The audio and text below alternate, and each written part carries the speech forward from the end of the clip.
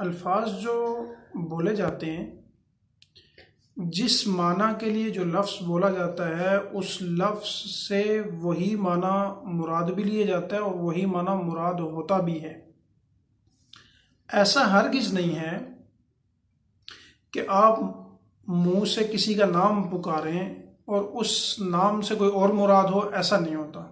मिसाल अर्ज कर दूं, ये मिसाल भी है और एक गलतफहमी भी है। हमारे यहाँ लफ्ज़ बोला जाता है हलीम का, और हलीम हमारे यहाँ एक खाने वाला फूड है जिसे हम खा लेते हैं, और उसके लिए उसका नाम हमने हलीम रखा हुआ है और हलीम उसे कहा जाता है।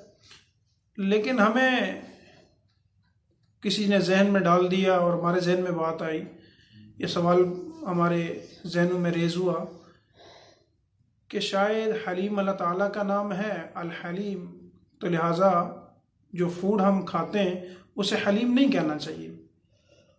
तो ये बात दुरुस्त नहीं है। अल्लाह ताला का जब नाम हम लेते हैं तो उससे मुराद अल्लाह ताला की ज़ात ही होती है, और जब हम उस फूड को पुकारते हैं इसम व मुसम्मा ही हुआ करता है। जब हम फूड को पुकारते हैं हलीम, तो इसका माना हलीम से वो फूड ही होता है, और उसे दलीम कहने की, ये पता नहीं अलग अलग नाम रख लिए हैं लोगों ने, उसको वो कहने की ज़रूरत नहीं है। वैसे भी हमारी तो हलीम जो है वो आज दालों का मुरब्बा बन चुकी है, वो एक अलग बात है, वरना उसका नाम हलीम है और हलीम कह सकते हैं। इसी तरह किसी लफ्ज़ के पुकारने से ज़ुबान का पाक और नापाक होना या कोई और ऐसा इफेक्ट पड़ जाना, ऐसा भी नहीं है। हमारे यहाँ मारूफ है, यह समझा जाता है कि खंजीर का जो लफ्ज़ है इसको पुकारा जाए तो ज़ुबान नापाक हो जाती है और गुनाह होता है। हालांकि ऐसा नहीं है, ये बात भी गलत है। वजह यह है कि लफ्ज़ खंजीर कुरान में मौजूद है, वलहमल खिंजीर, दूसरे सूरह बकरा के अंदर दूसरा पारा है, उसके अंदर ये लफ्ज़ इस्तेमाल हुआ है।